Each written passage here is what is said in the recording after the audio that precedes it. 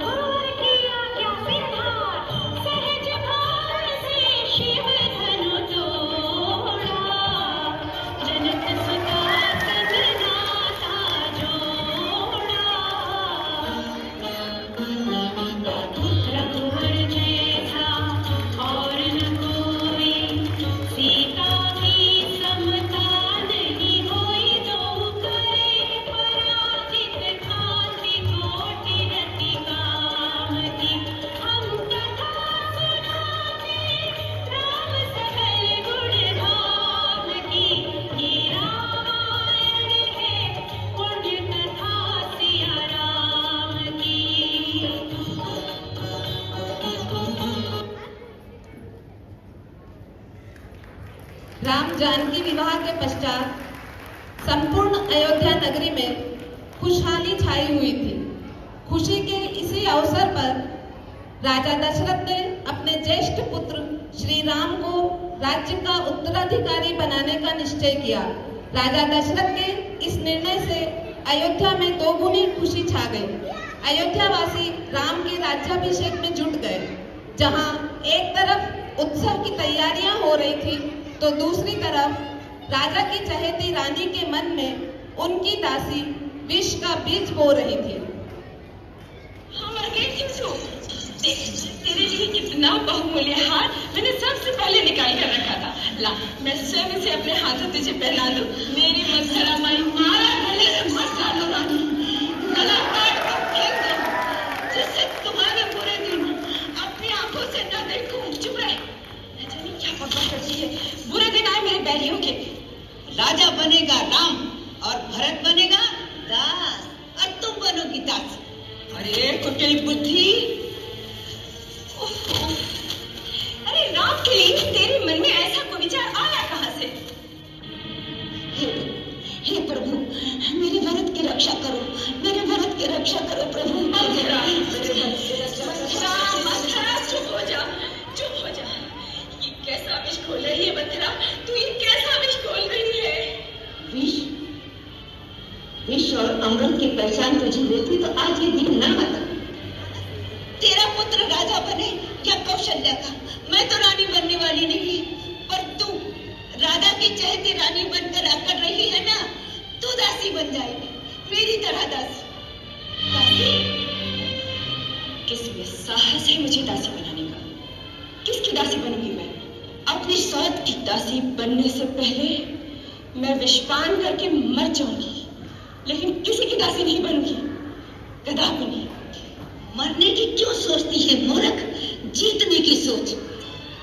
बस बुला महाराज को इसी समय, बदलते समय के धारा को जीत ले बाजी।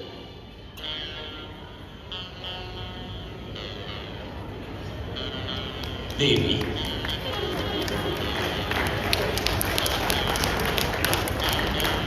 देवी क्या गई?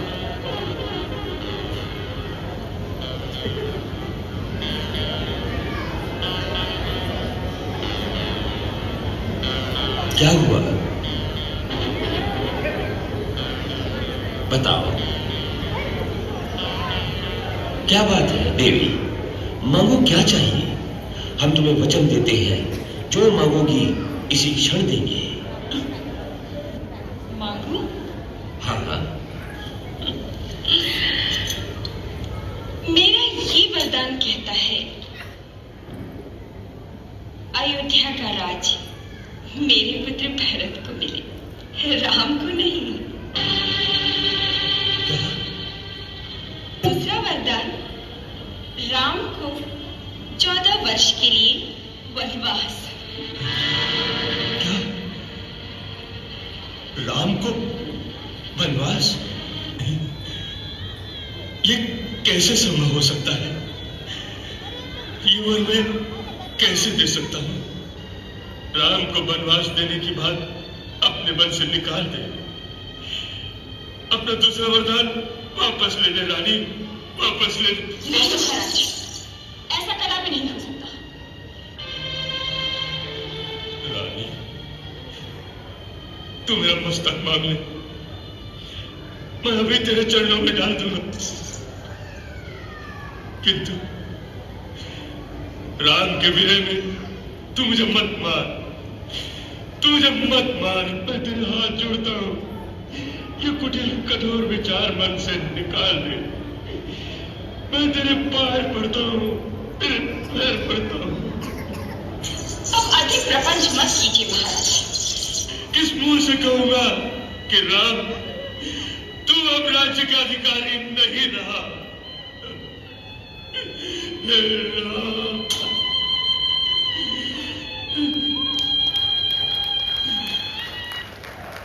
करमजली आए। रघुकुल रीत सदा चली आई, प्राण जाए पर वचन न जाए।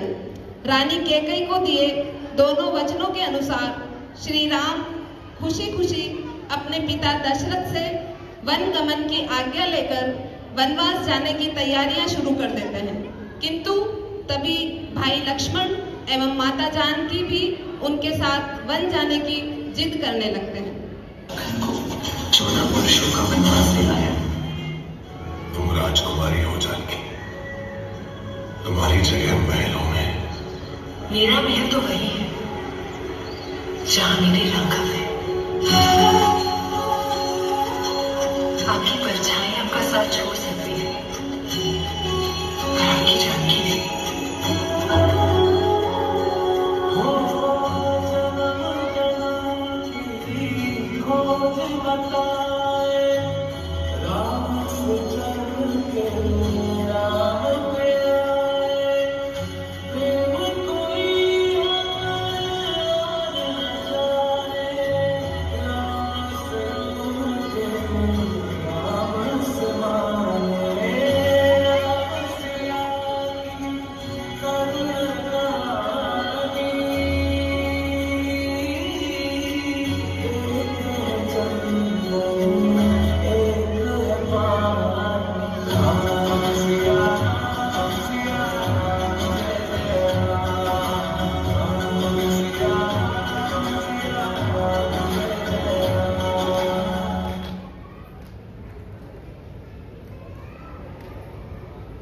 ननिहाल से लौटने के पश्चात भरत को भ्राता राम के वनवास एवं पिता दशरथ की मृत्यु के घटनाक्रम का पता लगते ही उनकी देह से प्राण एवं पैरों के नीचे से जमीन खिसकने लगी।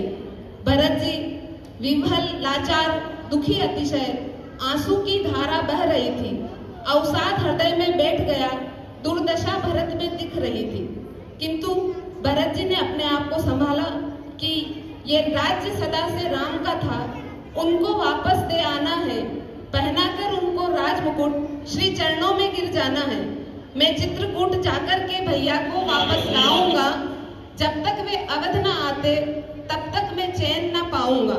बिना देरी करे दल बल सहित भरत जी चित्रकूट राम को मनाने जाने की तैयारी करने लगे।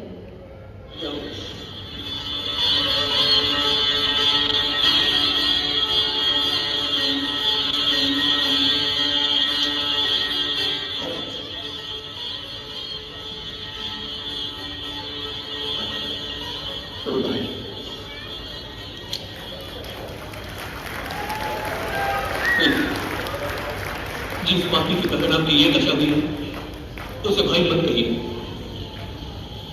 मैं अब इसका अधिकारी नहीं।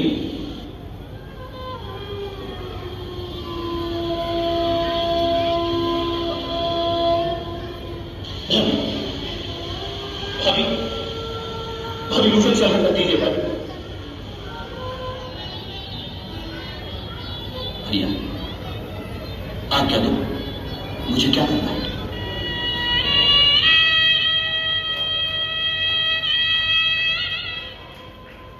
जीतने वाले नीचे नहीं बैठते भरत। मेरे भाई, आज राम तुम्हारे प्रेम के सामने हार गया। जो राज्य तुम मुझे देने आए हो, मैं उसे स्वीकार करता हूं।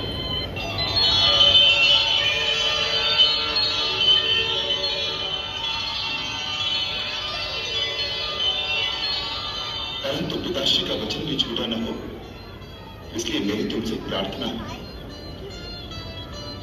14 वर्ष तक मेरे स्थान पर तुम उस राज्यभार को संभालो।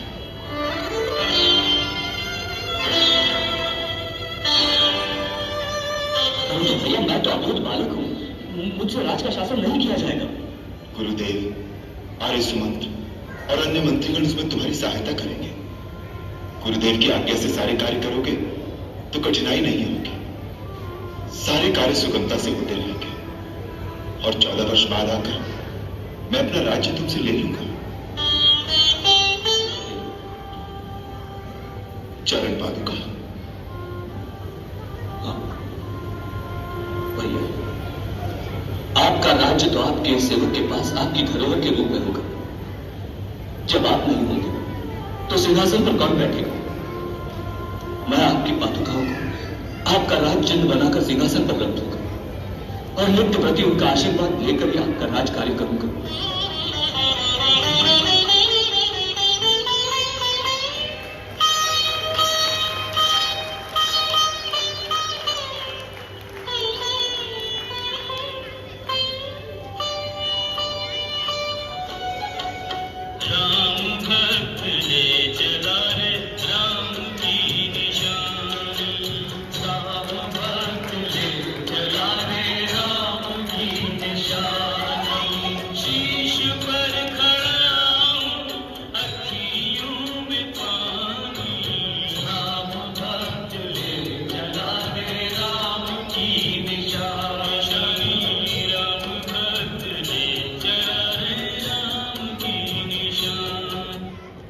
वचनबद्ध राम अयोध्या जाने को न माने और भरत जी चरण पादुका लेकर भारी मन से अयोध्या लौट गए। राम लक्ष्मण जानकी चित्रकूट के वन में कुटिया बनाकर अपना वनवास काल पूरा करने लगे। तभी रावण की बहन शूर्पणखा ने जब दोनों सुंदर राजकुमारों को देखा तो मोहित होकर राजकुमार लक्ष्मण के सम्मुख विवाह प्रस्ताव रखती है। उससे लक्ष्मण जी क्रुद्ध होकर शूर्पणखा की नाक काट देते हैं। रूप को देख के चकाचौंध भइले,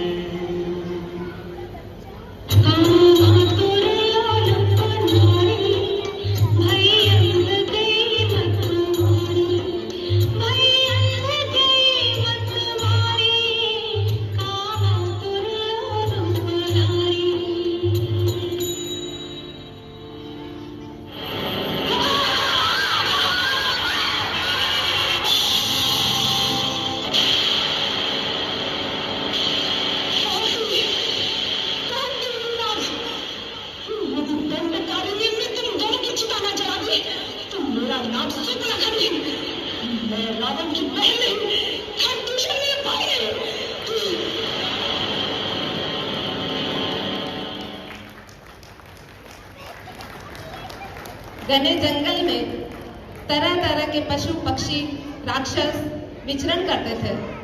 एक दिन एक सुंदर मायावी स्वर्ण मृग पर सीता की नजर गई और उसे पाने की इच्छा प्रभु श्री राम से करने लगी।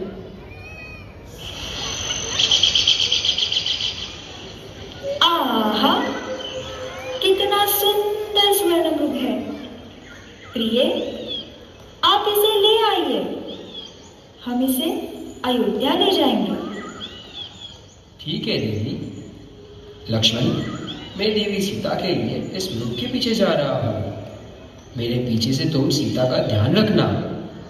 जब से शूर्पणखा यहाँ आई थी, भयानक राक्षसों का आना जाना लगा रहता है। आप किसी प्रकार की चिंता ना करें भैया।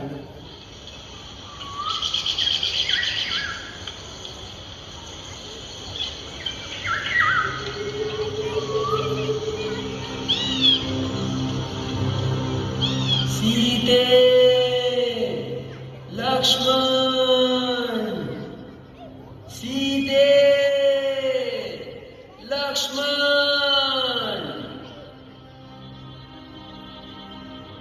सुन रहे हो लक्ष्मण, तुम्हारे भैया किसी संकट में जान पड़ते हैं।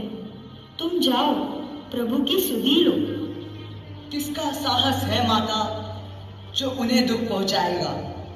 सूरज जिस जगह प्रकाशित हो, कब वहां अंधेरा आएगा। अच्छा, माना दुख आया भी तो दुखी नहीं कर पाएगा। आनंद कंद के दर्शन कर सुख का स्वरूप बन जाएगा। हे लखनलाल, मैं जान गई जो कुछ तुम करना चाहते हो। है मन में कुछ और समाया, बस झूठा स्नेह दिखलाते हो। आंखें ये पूछ जाए जो बद नजर करूं, हो नरकवास पाप का चिंतन अगर करूं। श्रद्धा है दिल में आपकी जगदम्बा मानकर, चरणों को पूछता हूं सुमित्रा जानकर। माता, तुम मुझे समझते हो तो आज्ञा मानो माता की। मैं आज्ञा तुमको देती हूँ, सुधि लेने जाओ भ्राता की। पवन देव तुम साक्षी हो, पंक्षीगण हो गवाह तुम्ही। मेरी इस धर्म नैया के हो सूर्य देव मल्ला तुम्ही। आदेश मानकर जाता हूं, तुम सावधान होकर रहना। आज्ञा के भीतर दास रहा, तुम रेखा के भीतर रहना। ये रेखा लांग करके जो कुटिया के भीतर जाएगा, है आन उसे इस लक्ष्मण की तत्काल भस्म हो जाएगा।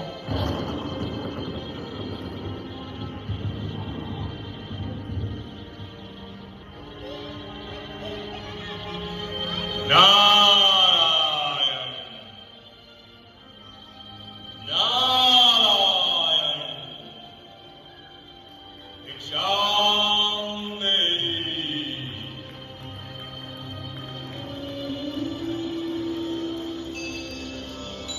हे माई, मुझको भिक्षा दो, नाम रहे आला तेरा, भगवान तुझे जीता रखे, ओ सदा बोल भाला तेरा।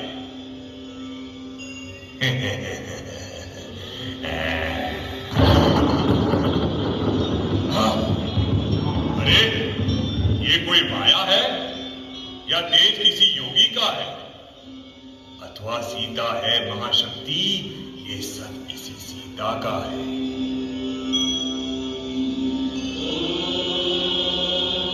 हे देवी, हम बंदी भिक्षा ग्रहण नहीं करते, अगर हमें कुछ देना है तो इस रेखा के बाहर आकर दे। हे योगीराज, क्षमा कीजिए, रेखा ये छूट नहीं सकती। ये आन देवर लक्ष्मण की है, जो मुझसे टूट नहीं सकती। अच्छा, ठीक है देवी, तो ये साधु तुम्हारे द्वार से खाली ही जाता है। अलग निरंजन। ठहरिए योगीराज, ये कंदफूल ग्रहण कीजिए।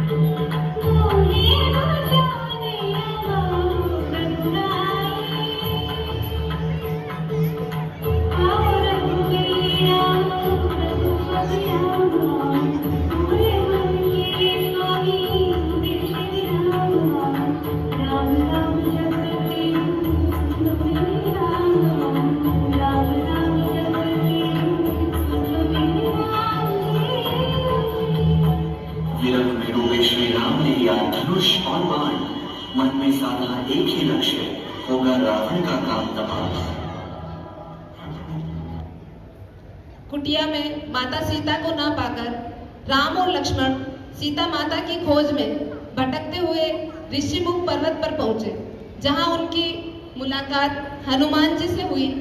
हनुमान जी ने राम की सेवा में अपने को समर्पित कर सीता माता की खोज में निकले और समुद्र पार कर एक सुंदर स्वर्ण नगरी लंका में पहुंचे। संपूर्ण नगरी में रावण का जयकारा था। केवल एक कुटिया से श्री राम जप की आवाज सुन वहां पहुंचे। उनकी मुलाकात विभीषण जी से हुई और उन्होंने अशोक वाटिका में सीता के होने की बात बताई। हनुमान जी अशोक वाटिका जा पहुंचे, वहां माता सीता से भेंट की।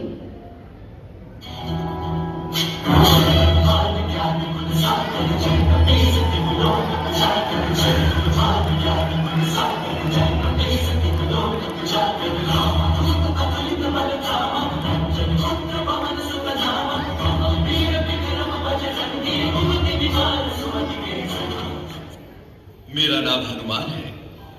अब मेरे आने का प्रयोजन सुनिए।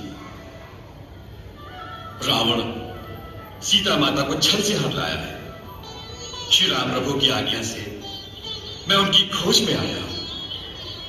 रावण के महलों में चारों ओर ढूंढ चुका हूं, परंतु माता का कहीं पता नहीं चला। यदि आप लोगों का कुछ पता हो तो मुझे बताने की कृपा करें। कवि श्रेष्ठ, यह आपने कैसे जान लिया कि माता सीता रावण के राजमहल में आराम से सो रही होंगी? वो देवी तो अशोक वाटिका में अपने पतिव्रत धर्म की रक्षा करती हुई एक वृक्ष के नीचे तपस्विनी की भांति रहती है। जगवंदन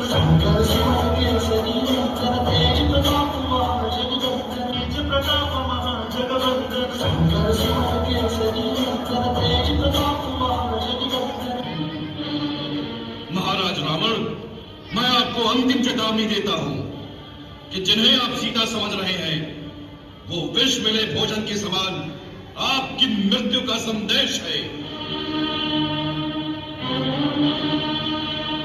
सीता का रूप धारण करके आपके पास काल की फांसी आ पहुंची है। महाराज रावण, यह अंतिम चेतावनी है, नहीं तो मरने के लिए तैयार रहो। इसकी पूंछ जला दी जाए।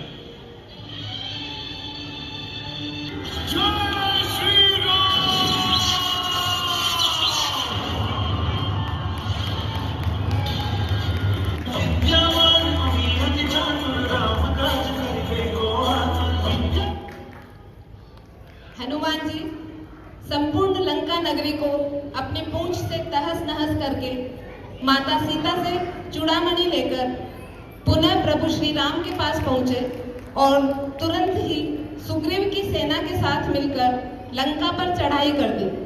राम एवं रावण की सेना के मध्य युद्ध प्रारंभ हुआ, लेकिन मेघनाथ के शक्ति बाण से लक्ष्मण जी के मूर्छित होते ही श्री राम असहाय से हो गए। राम का यह दुख हनुमान जी से ना देखा गया और हनुमान जी संजीवनी बूटी की खोज में निकल पहुंचे।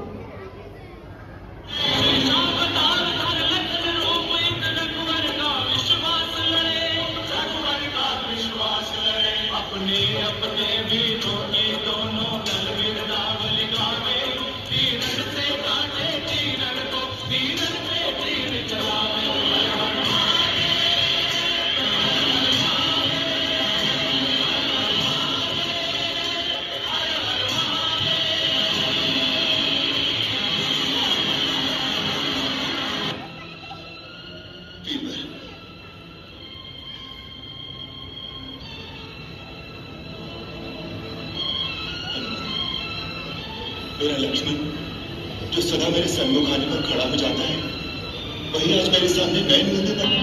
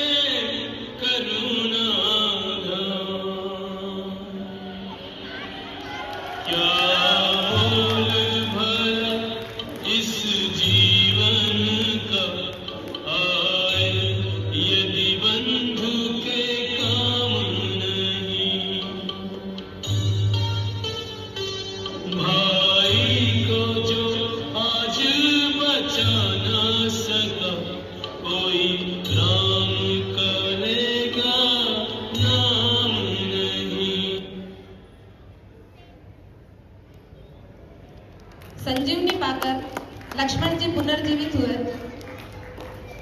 रावण के संपूर्ण कुल का नाश हो चुका था, लेकिन रावण का अहंकार अभी भी कम न हुआ और संपूर्ण सृष्टि के पालनहार प्रभु श्री राम के साथ युद्ध को तैयार हुआ। अंत में प्रभु श्री राम जी के हाथों रावण का अंत हुआ। तो इससे पहले यदि शील झुकाकर आ जाता तो कदापि तेरे बच जाने की संभावना हो सकती थी, परंतु अब तो तेरा शीश काटना ही अनिवार्य हो गया। अरे तपस्वी, अभी तक जिन योद्धाओं को तुमने मारा है, मैं उनके समान नहीं हूँ। मेरा नाम है रावण। तीनों लोग जिसका यशगान करते हैं, लोग पालकर जिसके बंदी हैं।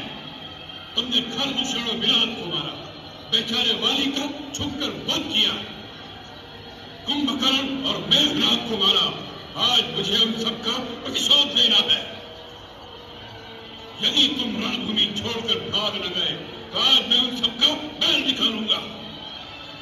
ये मत भूलना कि आज रावण से सामना है, रावण से। तेरे जैसे हर दुराचारी को एक समय इस बात का आभास हो जाता है कि उसका अंत समय आ गया है, और तब वो एक घायल सांप की भांति सुरक्षा की पेट ढूंढता फिरता है, परंतु उसे कहीं सुरक्षा नहीं मिलती। वही अवस्था इस समय तुम्हारी है। तुम्हारा अंत आ चुका है।